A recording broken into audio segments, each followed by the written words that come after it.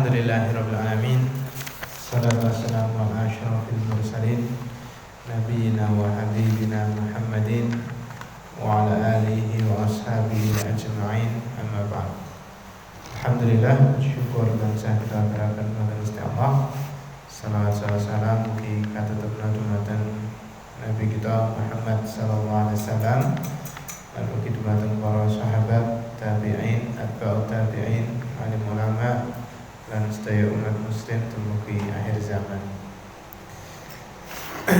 Akan buka pengajian dalu nika. Untuk nika kita buka kanthi tadarus rumiyin. Surat ingkang ayat ingkang paling sering kita mireng di saat khutbah mawon. Ya ayyuhalladzina amanu taqullaha haqqa tuqatih wa la tamutunna illa wa antum muslimun. Surat nomor Ali Imran 102.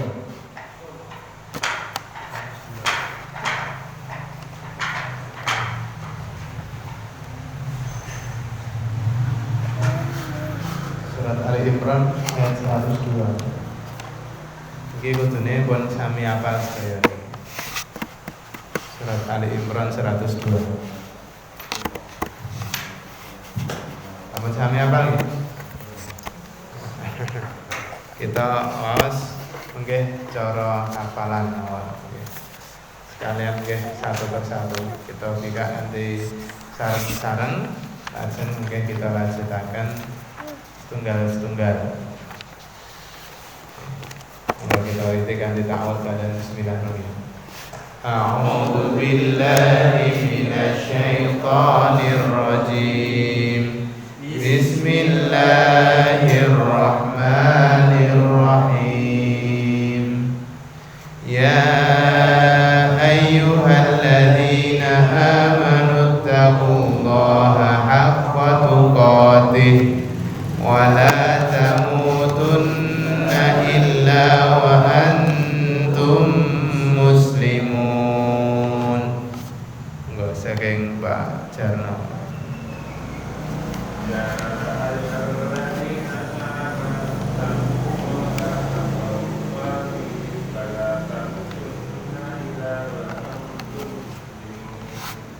Wa antum muslimun. Wa antum demun. Tum bingung ini.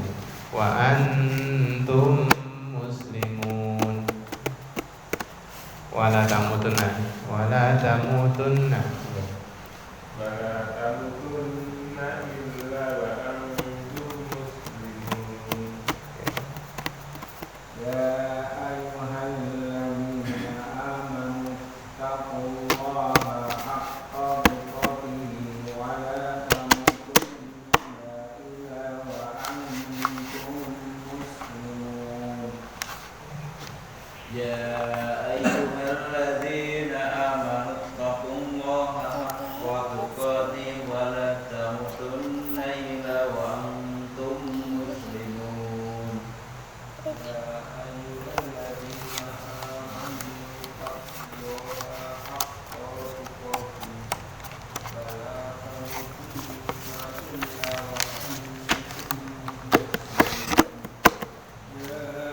ayyuhalladzina amanu taqullaha haqqa tuqatih wa la tamutunna illa wa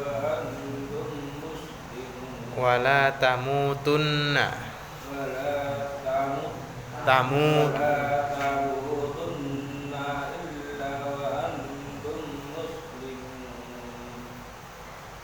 Ya ayyuhalladzina amanu taqullaha haqqa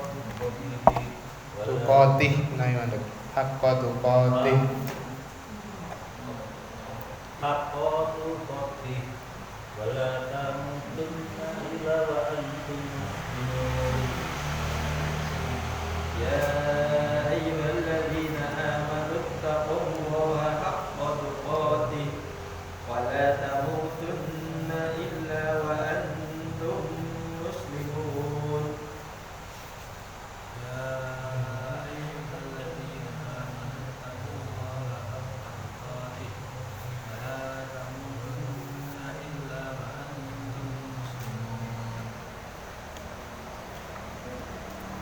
Ibu.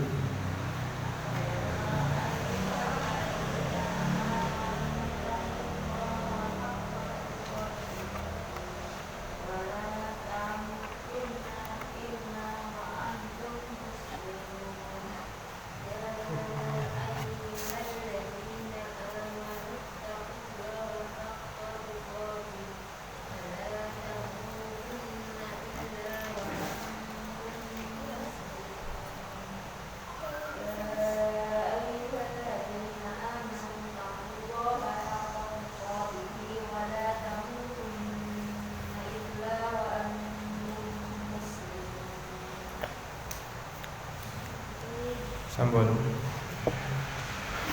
Alhamdulillah kathah ingkang sampun hafal nggih. Wonten ingkang dereng hafal? Salah niki kathah ingkang sami hafalan niki insyaallah. Mugi-mugi kita dados tiyang ingkang kathah hafalan Qur'anipun sehingga Allah ngangkat derajat swarga kita. Tambah kathah hafalan Qur'an tiyang niku tambah inggil derajat swarganipun. Kita sedaya mesti sampun nggadahi hafalan Quran. Raketan namung pinten surat insyaallah kita sedaya sampun nggadahi hafalan. Kanton kita niku ningkataken jumlah ayat-ayat ingkang kita hafal menika.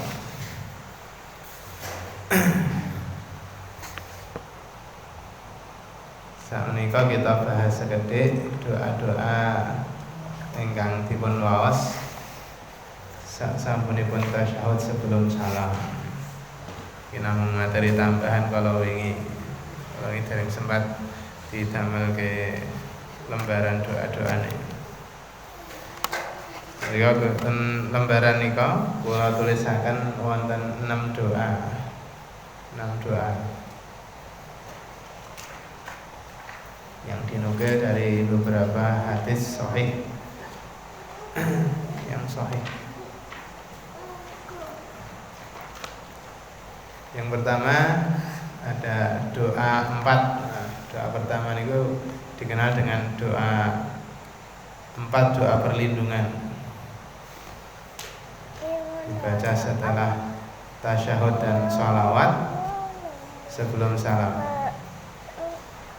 Doa yang pertama, Allahumma inni a'udzubika min adzabi jahannam wa min adzabil qabri wa min fitnatil mahya wal mamat wa min syarri fitnatil masihid dajjal. Ya Allah, sesungguhnya aku berlindung padamu dari azab neraka jahannam. Neraka yang paling bawah itu neraka jahanam. Kalau surga yang paling atas itu surga apa? Firdaus. Wa min adzabil qabri, dan aku berlindung dari azab kubur, dari siksa kubur. Wa min fitnatil mahya wal mamat, dan dari fitnahnya kehidupan dan kematian. Di waktu mati, di waktu hidup niku ada banyak fitnah, banyak ujian. Begitu juga ketika kematian. Pas mati niku pun enten ujian menanti. Ujiannya pas mati niku apa? Ada 3 pertanyaan dari malaikat Mungkar dan Nakir. Man rabbuka wa man nabiyuka wa ma dinuka.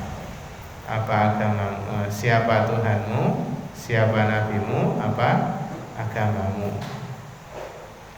Kepeane napa? Kepeane doa yang kita baca, raditu billahi robba. Kuridho Tuhanku adalah Allah. Wa bil islami dina, dan aku ridho Islam sebagai agama. Wa bi Muhammadin nabiyya, dan Nabi Muhammad sebagai nabi. Iku kepean fitnah ketika kematian. Senajan pun angsal kepean ngonten niku, bagi orang-orang yang keyakinannya niku tesih jelong-jling, dia tetap tidak bisa jawab. Karena Allah niku yusabbitullah bil qaulis tsabit. Allah niku menetapkan dengan kata-kata yang sabit, yang kuat kepada orang-orang yang beriman saja. Nek tiyang ingkang boten beriman niku kata-kata ngoten niku tidak dikuatkan oleh Allah. Sehingga di dalam riwayat yang sahih niku diceritakan oleh Rasulullah ketika orang munafik niku ditakoni kalih malaikat, iki ma ilmuka bihadzal rajul. Menurutmu iki gambare sapa? Gambar yang dimaksud adalah gambarnya Nabi Muhammad SAW. Orang munafik dia tidak bisa menjawab nabinya itu siapa. Dia hanya mengatakan aqulu kama yaqulun nas. Aku berkata sebagaimana ucapannya orang-orang. Jarene wong-wong itu seperti ini. Berarti dia akidahnya niku mboten kuat. Jadi nek wong niku akidah yang mboten kuat, dia akan mengalami ujian yang berat di waktu kematian. Sehingga kita harus belajar tentang akidah niku wajib. Bahkan kata para ulama, kalau urusan akidah niku kita dilarang taklid, tapi kita harus belajar benar. Belajar akidah benar sehingga keyakinan kita niku mboten melu. Wa min syarri fitnatil masihid dajjal, dan dari jeleknya fitnah masihid dajjal. Lembarane tesih wonten. Nah, tesih kata.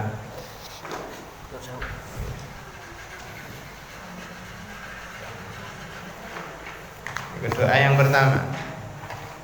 6 doa ini dibaca semuanya boleh.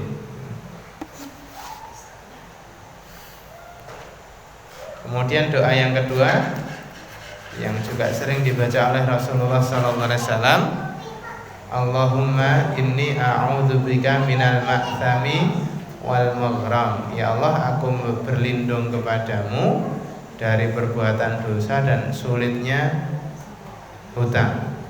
Sulitnya hutang itu mesti kabotan hutang nih. Bukan kok nek hutang angel itu mboten. Yang dimaksud di terjemahannya kurang tepat nih. Beratnya hutang.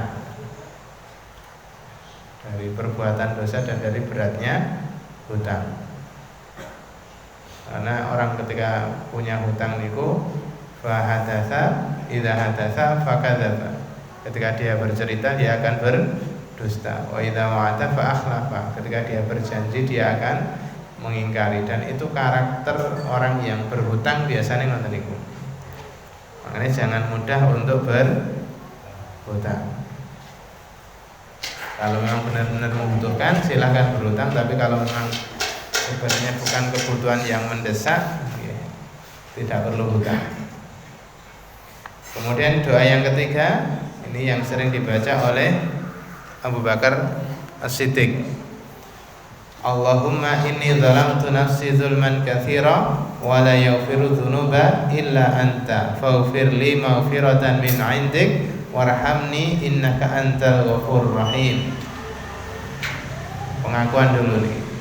Ya Allah, aku telah menganiaya diriku dengan penganiayaan yang banyak. Menganiaya diri ini pun apa maksudnya? Melakukan perbuatan-perbuatan dosa niku artinya dia melakukan penganiayaan pada dirinya sendiri. Karena dengan dia melakukan perbuatan dosa, akibatnya diterima oleh yang berbuat. Man amila sholihan falinafsih wa man asaa fa'alaiha. Yang berbuat baik maka akibatnya kepada yang berbuat itu. Begitu juga yang berbuat jelek maka akibat buruknya juga akan menimpa pada yang berbuat.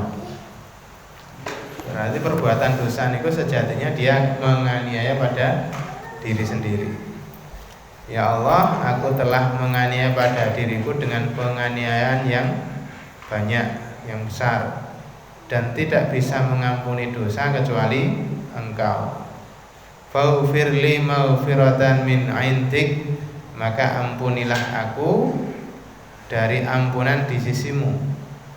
Warhamni innaka antal ghafurur rahim, dan kasihanilah aku, sayangilah aku, sesungguhnya engkau maha pengampun lagi maha penyayang. Agak panjang ya. Kemudian doa yang keempat, Allahumma inni a'udzubika minal jubni wa a'udzubika an uradda ila ardalil umur wa a'udzubika min fitnatid dunya wa a'udzubika min adzabil qabri. Iku nek tulisane napa transliterasi enten sing kurang tepat jenengan coret itu qadri adzabil qabri, ketambahan huruf D niku. Ya Allah, aku minta perlindungan padamu dari juben niku nek makna asline jirih, atau dari lemah melakukan ibadah yang mulia. Atau kalau diterjemahkan secara tekstual, Allahumma inni a'udzubika minal jubni, ya Allah, aku berlindung padamu dari penakut, dari sifat penakut. Ya Allah, ampun dadosaken kula dadi wong sing jirih. Kadang kita niku kan enten sing rada jirih banget to. Ten omah dhewe wedi banget. Ngliwati dalan sing jarene wong-wong niku angker jirih banget. Pokoke gampang wedi. Enten apa-apa sithik niku langsung wedi banget. Wa a'udzubika an uradda ila ardalil umur, dan aku berlindung padamu jika dikembalikan dalam hinanya umur. Minta perlindungan dari ardalil umur niku maksudnya adalah sangat tua sehingga sampai mengalami yang namanya al-haram atau pikun. Niku ardalil umur. Menungso niku kan puncak kejayaannya niku di usia pinten? 40. Sehingga ada doa yang dikhususkan dibaca di ketika usia 40. Di usia 40 niku dianjurkan di dalam Al-Qur'an itu disuruh membaca ayat ini.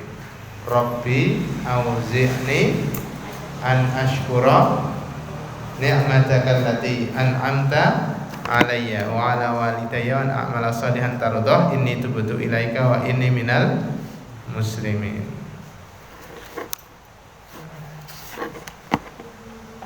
Dan surat napa niku?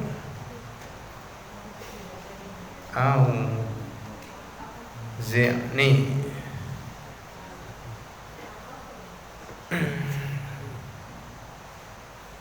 Surat Al-Ahqaf. Surat Al-Ahqaf ayat 15. Ini jenengan catat yang enggak. Surat Al-Ahqaf ayat 15 niku doa yang disunnahkan, dianjurkan dibaca ketika berusia 40, dan ini sebagai tanda puncak masa kejayaan manusia. Puncak kejayaan manusia itu adalah di usia pinten 40. Terus nek didamel kurva usiane manusia niku saking titik terendahnya adalah bayi, kemudian titik puncaknya adalah 40. Nah, ketika sudah 40 lebih niku kurvane medun mulai. Paling medun nggih ila ardalil umur. Dadi kaya bayi mulai pikun. Maka minta perlindungan masa tuanya menjadi pikun. Nah, ini termasuk doanya ini. Keadaan tua yang jelek itu maksudnya pikun. Karena kondisi pikun itu benar-benar buatan penak, Pak. Buatan penak. Buatan kenak kanggone sing pikun, buatan penak kanggo sing rumah. Sing rumah. Kemudian wa a'udzubika min fitnatid dunya, dan aku minta perlindungan padamu dari fitnahnya dunia, tergoda dengan kondisi syahwatnya dunia, sehingga lalai dari kewajiban. Wa a'udzubika min adzabil qabri, dan aku berlindung padamu dari siksa kubur. Ini yang keempat. Yang kelima ini insyaallah ning hafale gampang banget niki. Iki dihafalke sak menit mon hafal insyaallah niki. Allahumma hasibni hisaban yasira. Pun hafal nggih? Hafal ta nggih? Allahumma hasibni hisaban yasira. Allahumma hasibni hisaban yasira. Ya Allah, hisablah aku dengan hisaban perhitungan yang mudah. Jadi minta kepada Allah agar nanti di waktu yaumul hisab mendapatkan hisaban yang mudah. Karena ketika yaumul hisab kemudian kok amalannya diteliti banget, itu berarti dia mengalami hisaban yang sangat sulit. Orang iman yang as-sabiqunal awwalun, orang iman yang ashabul yamin niku menerima hisaban-hisaban yang mudah. Jadi leng hisab didelok saking halaman pertama wis apik ya wis. Sehingga le ACC niku gampang. ACC ini cepat. Tapi bagi yang mengalami hisaban yang sulit niku diteliti secara total semua amalannya. Hisabannya sangat sulit. Maka kita minta kepada Allah agar menerima hisaban di hari kiamat dengan hisaban yang mudah. Kemudian doa yang keenam yang juga diajarkan oleh Rasulullah SAW, Allahumma inni as'aluka min syarri ma amiltu wa min syarri ma lam a'mal ba'du. Ya Allah, sesungguhnya aku berlindung padamu dari kejahatan, dari kejelekan yang sudah aku perbuat dan kejahatan yang belum aku perbuat. Kalau sudah kejahatan yang sudah aku perbuat, agar dosa itu diampuni, yang belum diperbuat tidak bisa melakukannya. Ini doa-doa yang sangat dianjurkan dibaca setelah tasyahud sebelum salam.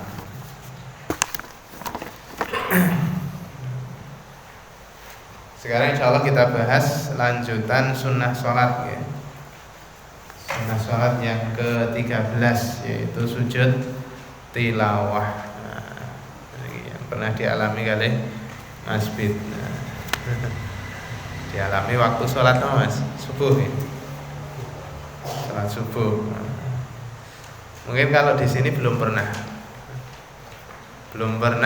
sujud tilawah ketika sedang sholat. Belum pernah ya?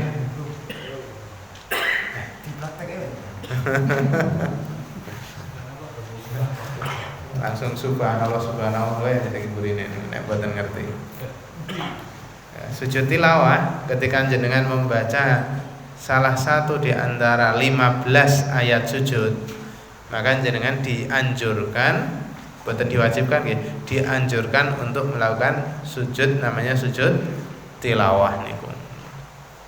Di dalam Al-Qur'an itu ada 15 ayat sujud. Ada khamsata asyra maudhi'an, ada 15 tempat di dalam Al-Qur'an yang ada ayat sujudnya.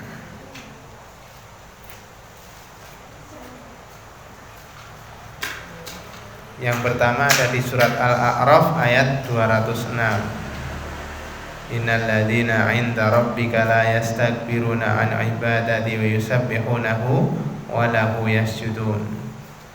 Kemudian yang kedua ada di surat Ar-Ra'du. Ar-Ra'du niku nomor surate 13 insyaallah. Ayat 15. Walillahi yasjudu man fis samawati wal ardi taw'an wa karha wa zilaluhum bil ghuduwi wal asal. Yang ketiga ada di surat An-Nahl. An-Nahl ayat 49. Nomor suratnya 16. An-Nahl pakai huruf H, bukan huruf Kha. Nah, beda banget artinya. Kalau An-Nahl pakai huruf H itu artinya tawon. Tapi kalau An-Nahl pakai huruf Kha itu artinya kurma. Tidak ada ya. Ngagem hak niku artine tawon, nek ngagem kha artine kurma. Yang ketiga ada di surat An-Nahl ayat 49. Kemudian yang keempat ada di surat Al-Isra atau surat Bani Israel, nama suratnya 17 ayat 107. Kemudian yang kelima ada di surat Maryam ayat 58. Ayat 58. Kemudian yang keenam ada di surat Al-Hajj ayat 18. Di surat Haji itu ada dua ayat sujud. Yang pertama di ayat 18. Kemudian yang kedua di surat Al-Hajj juga ayat 77. Di satu surat enten dua tempat sujud. Ini umpamane enten sing salate bener-bener hafid Quran, umpamane satu rakaat maca surat Haji niku sujud tilawah ping 7. Sujud tilawah ping 7. Makmume tambah bingung sing dereng ngerti. Kemudian yang ke-8 ada di surat Al-Furqan ayat 60. Yang ke-9 ada di surat An-Naml ayat 25. Insyaallah saken jenengan cek tenggene Quran ya, Pak. Di Quran itu biasanya enten di bagian daftar isi yang paling belakang itu. Ada ayat-ayat sujud itu di surat napa mawon. Kemudian di surat Shad ada surat As-Sajdah ayat 15. Kemudian di surat Shad ayat 24. Kemudian surat Fussilat ayat 37, surat An-Najm ayat 62, surat Al-Insyiqaq ayat 21. Idza samaa'un syaqqat wa adzinat li rabbiha wa huqqat wa idzal ardu muddat wa alqat ma fiha takhallat wa adzinat li rabbiha wa huqqat, dan seterusnya sampai ayat ke-21. Belum ayat terakhir nih. Ayat ke-21 niku setelah ayat sujud masih ada ayat lagi. Kemudian surat Al-Alaq ayat 19. Niki ayat terakhir. Kalla la tuti'hu wasjud waqtarib. Setelah membaca ayat niku langsung sujud. Setelah sujud berdiri lagi langsung ruku. Sing dereng dong bingung. Lho piye iki?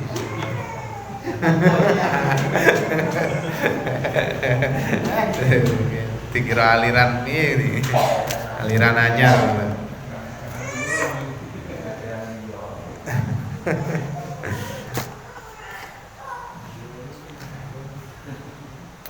Sujud tilawah ada 15 tempat di dalam Al-Qur'an.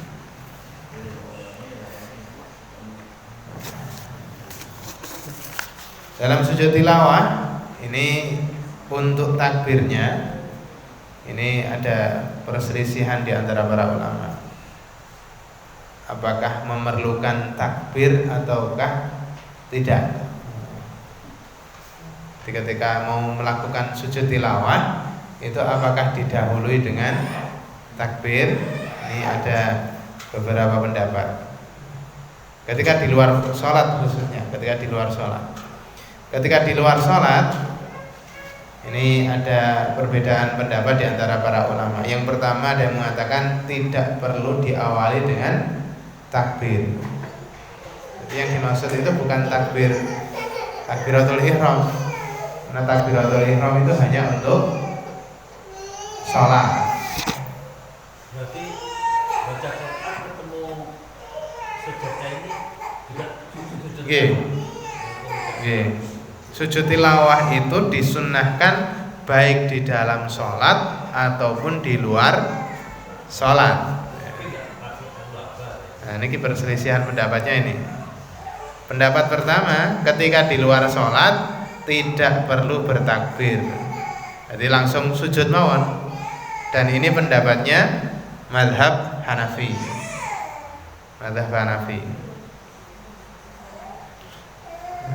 Kemudian pendapat yang kedua tetap bertakbir, dan insya Allah yang lebih kuat adalah pendapat yang kedua, dan ini adalah pendapatnya jumhur atau mayoritas para ulama. Mazhab Syafi'i, mazhab Maliki, mazhab Hanafi mengatakan ketika mau sujud tilawah meskipun di luar sholat tetap harus takbir dulu. Maksudnya ini kan akan baca Qurannya di ruang tamu. Nggih. Nggih. Cari tempat dulu. Nggih. Yang penting tempatnya itu suci, boleh dilakukan situ. Dan tidak disyaratkan untuk sujud tilawah itu dalam posisi suci dari hadas. Jadi umpamanya batal wudune, kita tetap boleh melakukan sujud tilawah. Karena membaca Quran pun kan juga hukumnya tidak wajib berwudu. Membaca Quran itu disunnahkan berwudu tapi tidak wajib berwudu. Yang wajib berwudu adalah ketika memegang mushaf. Kalau memegang mushaf niku wajib berwudu. Tapi kalau membaca Qur'annya hanya sunnah saja, disunnahkan berwudu. Sehingga dalam posisi mau sujud tilawah, pol tidak punya wudu pun juga diperbolehkan. Karena hukum sujud dengan hukum sholat itu berbeda. Tapi seandainya kita membaca Al-Quran kan kadang cuma kursi nggak harus menghadap itu waktu kita menemui ayat-ayat sajadah ini apakah harus sujudnya itu ke kiblat atau memang seininya? Kalau urusan sujud itu diharuskan menghadap ke arah kiblat. Kalau masalah sujud diharuskan untuk menghadap ke arah kiblat. Membaca Quran itu pun juga kalau jenengan baca namanya kitab At-Tibyan fi Adabi Hamalatil Quran, kitab tentang adab-adab pembawa Al-Quran. Ketika jenengan membaca Al-Quran itu pun juga disunnahkan menghadap ke arah kiblat. Disunnahkan ya. Disunnahkan ketika membaca Al-Quran menghadap ke arah kiblat. Karena membaca Al-Quran itu juga termasuk bentuk komunikasi kepada Allah, maka juga adab-adabnya adalah berpakaian yang baik. Hati ampun ngantos kok jenengan maca Quran nganggo kathok sing suwek-suwek, bolong-bolong, nganggo kathok cendhek. Nah, ibu-ibu ora kudungan apa itu kurang memenuhi adab ketika membaca Al-Quran. Disunnahkan tetap menghadap ke arah kiblat ketika membaca Al-Quran, dan ketika sujudnya maka diharuskan menghadap ke arah kiblat.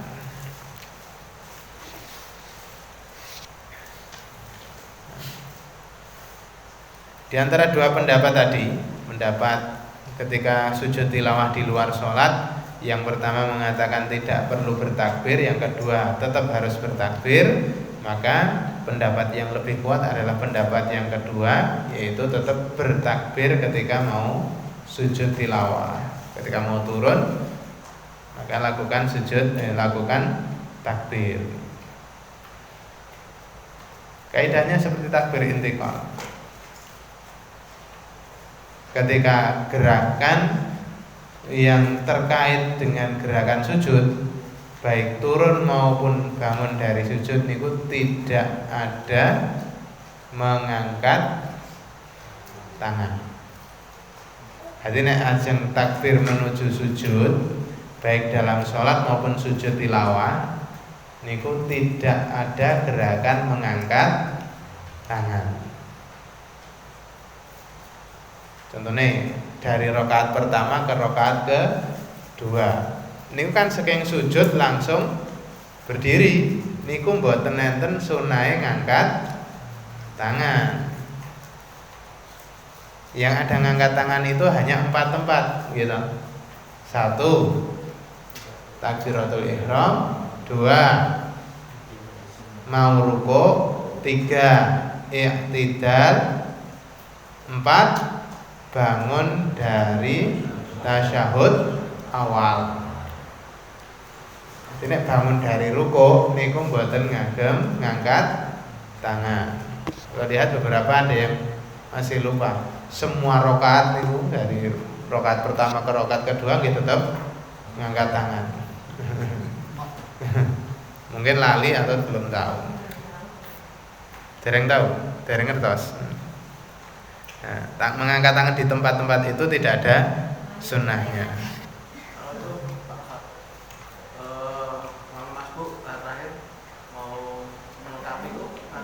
Oke, karena itu bangun dari tasyahud, maka mengangkat tangan. Dan untuk makmum masbuk, ketika imam itu rakaat terakhir, makmum masbuk itu posisi duduknya adalah duduk seperti duduk tasyahud awal. Bukan mengikuti imam. Betul.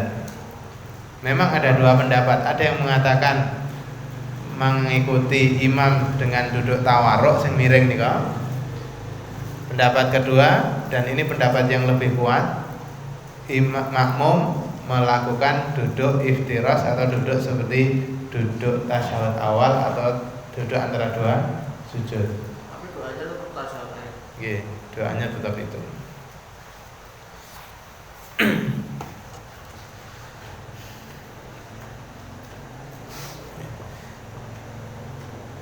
Ada satu hadis yang diriwayatkan oleh Abdullah bin Umar, karena Rasulullah sallallahu alaihi wasallam yaqra'u alaina al-Qur'an. Rasulullah sallallahu alaihi wasallam pernah membaca Quran kepada kami, membacakan Al-Qur'an kepada kami. Fa idza marra bi sajdati kabbara wa sajadna ma'ahu wa sajadna ma'ahu.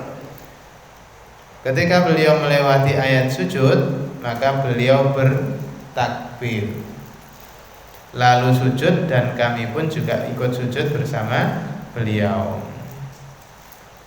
Berarti ayat ini kan umum, hadis ini kan umum. Ketika melakukan sujud tilawah diawali dengan napa? Takbir. Diawali dengan takbir.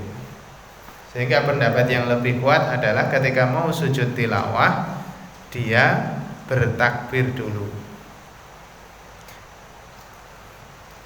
Kemudian juga ada asar niku hadis yang tidak sampai kepada Rasulullah, tapi mauquf sampai sahabat. Yaitu dari Abdullah bin Mas'ud, seorang sahabat. Beliau mengatakan, idza qara'ta sajdatan fakabbir wasjud. Ketika kamu membaca ayat sujud, maka takbirlah, kemudian sujudlah. Wa idza rafa'ta ra'saka fakabbir. Ketika engkau mengangkat kepala, maka takbirlah. Berarti takbirnya ketika mau sujud dan ketika bangun dari sujud. Ketika bangun dari sujud.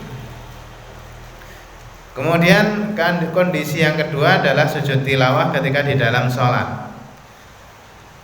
Maka diharuskan bertakbir ketika turun dan bangkit dari sujud, karena keumuman hadis yang atasnya tadi.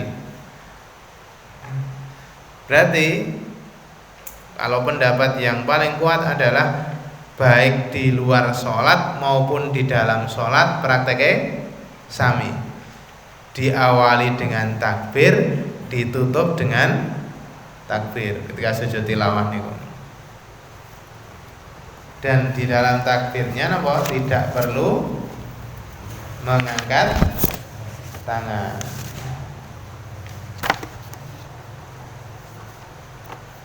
Ada satu hadis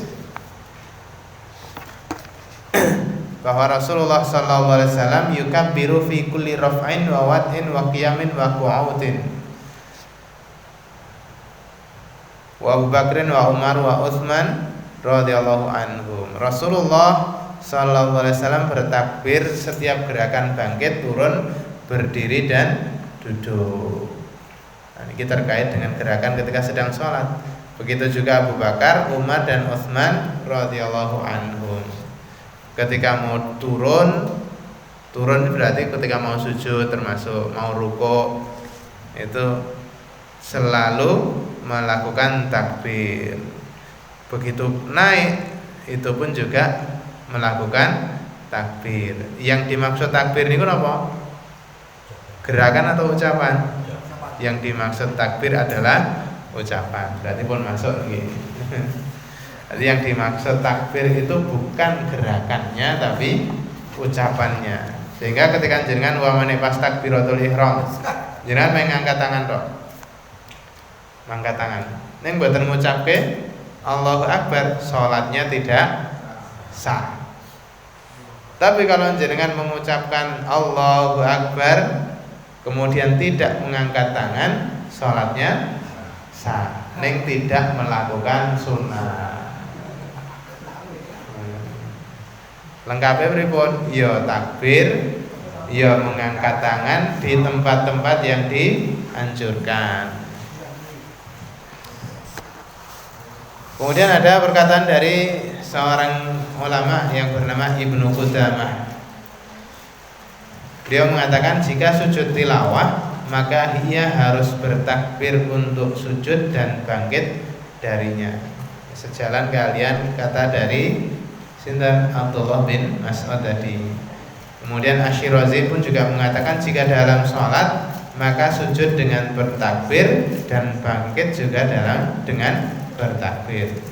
Imam An-Nawawi, salah satu murid dari Imam Syafi'i, beliau mengatakan ada pendapat Abu Ali bin Abu Hurairah yang telah disebutkan oleh Abu Hamid dan ulama kita yang lain dari beliau bahwa tidak dianjurkan bertakbir untuk turun dari bangkit, dan ini adalah pendapat yang aneh dan lemah.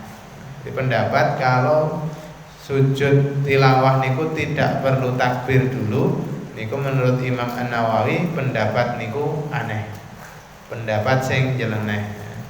Berarti yang paling kuat adalah tetap harus bertakbir. Karena turun tidak sujud maka tidak perlu mengangkat tangan baik ketika turun menuju sujud maupun ketika bangkit dari sujud, dan juga tidak perlu duduk di antara dua sujud karena sujudnya memang sekali gitu. Tidak perlu duduk antara dua sujud, jadi langsung cukup takbir. Kemudian ada permasalahan setelah sujud tilawah, apakah boleh langsung rukuk? Apakah bar sujud nonton itu langsung rukuk napa berdiri dulu? Jika melakukan sujud tilawah dalam sholat kemudian bangkit berdiri maka boleh membaca lagi kemudian rukuk. Boleh juga langsung rukuk tanpa membaca ayat lagi, tapi harus berdiri dulu. Nanti mboten asal kok langsung saking sujud langsung lengadeg niku langsung posisi rukuk. Dia harus posisi tegak berdiri dulu baru rukuk. Saged bayangin nggih? Boleh juga langsung setelah berdiri langsung rukuk tanpa membaca ayat lagi karena bacaan sudah ada di sebelumnya. Umpamane membacanya mboten surat Al-Alaq, membacanya surat Al-Insyiqaq setelah ayat 21, padahal masih ada 3 atau 4 ayat niku. 3 atau 4 ayat setelahnya niku tidak dibaca. Tapi dia langsung setelah setelah sujud berdiri mendel langsung ruku. Itu diperbolehkan.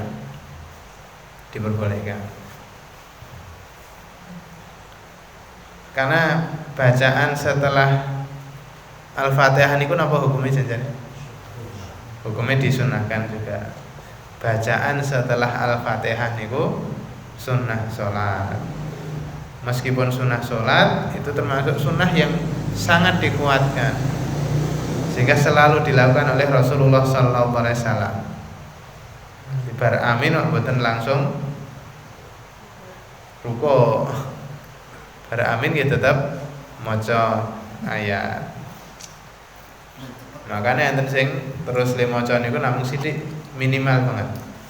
Sak huruf. Amin, Yasin, Allahu Akbar. Amin, Nun. Umpama mboten maca Nun lho tetep sah. Ning koyo ngoten niku masa. Salate minimalis.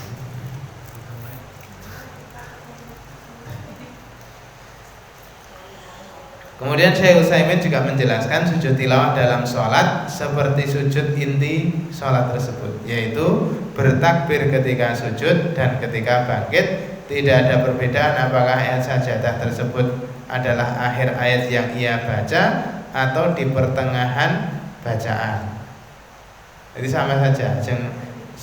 Sujud tilawahnya niku di pertengahan surat atau di akhir surat. Ia bertakbir ketika mau sujud dan bertakbir ketika bangkit, kemudian dia bertakbir lagi untuk ruku. Tidak mengapa dua takbir secara beruntun karena penyebabnya berbeda. Jadi takbir ini beruntun. Takbirnya beruntun, tidak diiringi, tidak diselingi dengan bacaan tertentu. Jadi saking ruku, saking sujud tilawah, Allahu Akbar, kemudian bangun dari sujud tilawah. Ketika sujud tilawah kan ada bacaannya gitu. Sujud tilawah, Allahu Akbar, sujud.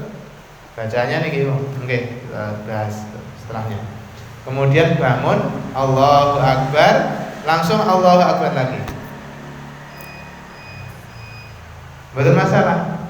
2 kali takbir secara beruntun tidak diselai dengan bacaan tertentu karena penyebabnya berbeda. Ini kata Syekh Utsaimin. Kemudian bacaan sujud tilawah itu seperti apa? Dijelaskan oleh Imam An-Nawawi, dianjurkan ketika sujud tilawah membaca bacaan niki, dan ini dinukilkan dari hadis Sunan At-Tirmidzi. Doanya sajada wajhi lilladzi khalaqahu wa sawwarahu wa syaqqa sam'ahu wa basarahu bihaulihi wa quwwatihi. Atau di riwayat lain wa sawwarahu niku tidak ada. Sajada wajhi lilladzi khalaqahu wa syaqqa sam'ahu wa basarahu bihaulihi wa quwwatihi. Wa sawwarahu dihilangkan juga boleh, dipakai juga boleh, karena ada riwayat yang lain. Iku bacaan ketika sujud syahwi, sing pendek niku. Kan ada yang panjang, atau bacaan yang panjang juga ada di Sunan At-Tirmidzi. Allahumma ktub li biha indaka ajra waj'alha li indaka dhukhra wa dha' anni biha wizra wa qabalha minni kama qabiltaha min ibadika Dawud. Ya Allah, jadikanlah untukku, tulislah untukku dengan sujud ini pahala di sisimu, dan jadikanlah sujud ini menjadi simpanan di sisimu, dan letakkanlah dariku sebab sujud ini pada dosa-dosaku, dan terimalah sujud ini dariku sebagaimana engkau menerima sujud itu dari hambamu yaitu Nabi Dawud.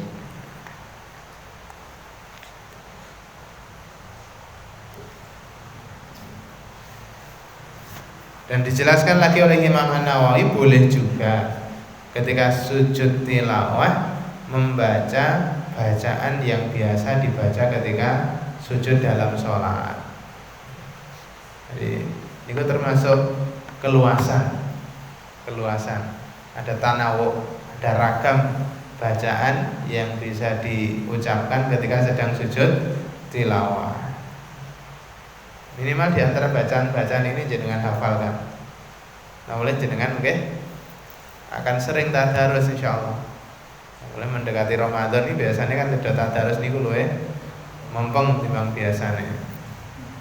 Sajada wajhil ladzi khalaqahu wa sawwarahu wa syaqqa sam'ahu wa basarahu bihaulihi wa quwwatihi. Niku nek jenengan apal ketenanan niku mboten nganti setengah jam insyaallah apal. Mboten nganti setengah jam insyaallah hafal niku. Gitu. Pendek banget kok niku. Mosok ngenten iki ajeng sak jam ning ngapalke. Wong mboten nganti sak lembah, mboten nganti sak baris kok. Nen?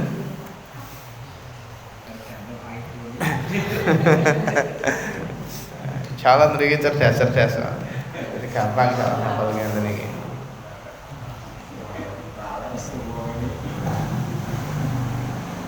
Kemudian ada kasus juga makmum tidak ikut sujud tilawah. Jika imam melakukan sujud tilawah tetapi makmum tidak tahu sehingga makmum rukuk, ini Allahu Akbar, rumangsane rukuk padahal imame sujud tilawah. Maka ada dua kemungkinan. Kemungkinan yang pertama, ia segera tahu sementara imam masih dalam posisi sujud tilawah, maka ia segera menyusul untuk melakukan sujud. Nanti nek ngerti begitu rukuk, imamnya sujud, langsung pindah posisi, buatan rukuk tapi langsung turun lagi ke arah sujud.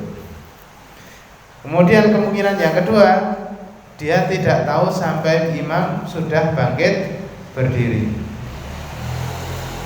Makmume niku ngertine imame niku rukuk sehingga dia melakukan rukuk. Begitu imame pun ngadeg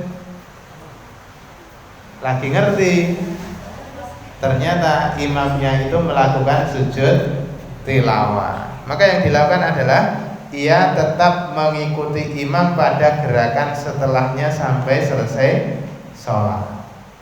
Nah, ketika pun ngerti niku imamnya pun berdiri, langsung ikut berdiri. Mboten sah nyaur oleh sujud tilawah, karena sujud tilawah hukumnya sunnah. Dia tidak perlu melakukan sujud tilawah di tengah sholat sendirian, karena sujud tilawah niku hukumnya sunnah, sementara ia diperintahkan untuk mengikuti imam. Pokoknya ketika imamnya sudah berdiri, dia pun langsung ikut ngadeg, ikut berdiri. Niku hukum-hukum tentang sujud tilawah. Insyaallah kita coba akan semanten ya. Nah, wonten pertanyaan kok no? Kalau saya misalnya ini masih menerima. Kalau kemungkinan kalau bisa besok sujud tilawah itu dalam sholat itu dipraktekkan, itu kemungkinan bisa paham. Jadi harus bawa semangat, baca surat itu sejak dari itu nanti berlangsung. Ya, kalau mau dipraktekkan seperti itu, nanti jamaah sholatnya mesti di briefing dulu. Di briefing, dan buatan bingung mesake. Mungkin nek bingung terus makmume terus ngomong kan malah batal to. Mesake. Iki piye to iki? Tapi sholat kedua ketemunya. karena kita sudah tahu ilmunya, mungkin nanti suatu saat perlu kita praktekkan.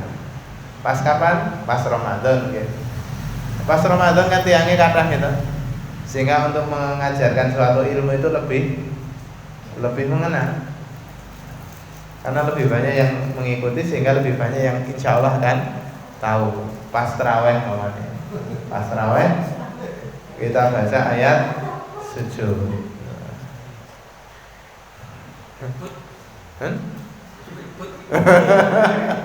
Iya, wah ini nggak soleh aliran anyar. Sujud tilawah. Ya, mungkin ini kok perlu perlu kesepakatan dulu. Ya, kalau memang mau dipraktekkan, ya, perlu kesepakatan dulu agar tidak membuat gaduh kondisi.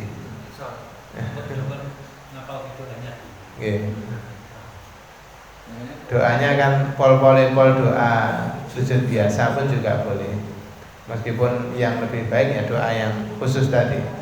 Sajada wajhi lillazi khalaqahu wa syaqqa samahu wa basarahu bi haulihi wa quwwatihi. Iki menawa nggih niku sing pas rapat sing kapan-kapan diusulke niku. Biar kita tahu prakteknya.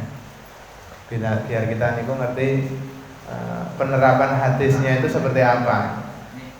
Biar kalau kita sudah tahu suatu ilmu, niku kan paling tidak kita sekali niku kita pernah mengerjakannya. Seumur hidup niku minimal sekali mengerjakannya. Amun ngantos pun ngerti ilmune tapi belas nol putul belum tahu dilakoni. Nah, ini memang napa nggih? Perlu pemikiran mendalam nek ajeng prakteke sing niku. Karena ini terkait dengan orang banyak. Nah, terkait dengan diri sendiri man langsung dipraktekke tanpa perlu basa-basi, langsung dari praktek. Tapi kalau ini mau dipraktekkan di dalam berjamaah kan perlu napa nggih? Pemikiran bareng-bareng. Yang penting ampun surat sajadah suwe banget. Satu ayat yang ada ayat sajadahnya. Boleh. Baca yang pas ayat sujudnya pun juga boleh. Terus itu artinya kalau sunahkan untuk sujud itu ayat sujud itu artinya apa? Ayat sujud di dalam ayat-ayat sujud ini kan termasuk ini salah satunya di sini menjelaskan tentang tanda-tandanya orang yang beriman. Kemudian menjelaskan tentang sikap negatifnya orang-orang kafir terhadap ayat Al-Quran. Tanda-tandanya orang kafir terhadap Al-Quran, mereka tidak mau bersujud. Maka bahkan sebagian ulama mengatakan ada ayat sujud itu yang wajib dia bersujud. Namun pendapat ini kurang kuat. Tapi paling tidak dengan adanya pendapat itu menjadi hal yang lebih kuat bagi kita untuk melakukan anjuran untuk melakukan sujud tilawah. Orang iman wa idza kharru wa idza tutla alaihim yahruna lil adqani sujada. Contohnya di surat Al-Isra. Orang iman itu ketika dibacakan ayat-ayat Al-Qur'an yahruna lil adqani sujada. Mereka akan turun dalam posisi bersujud. Sehingga karena ayat-ayatnya itu bunyinya seperti itu, langsung ayat itu direpresentasikan saat itu juga. Langsung dipraktekkan. Wong iman itu sifatnya nek krungu ayat-ayat Al-Qur'an dia langsung bersujud.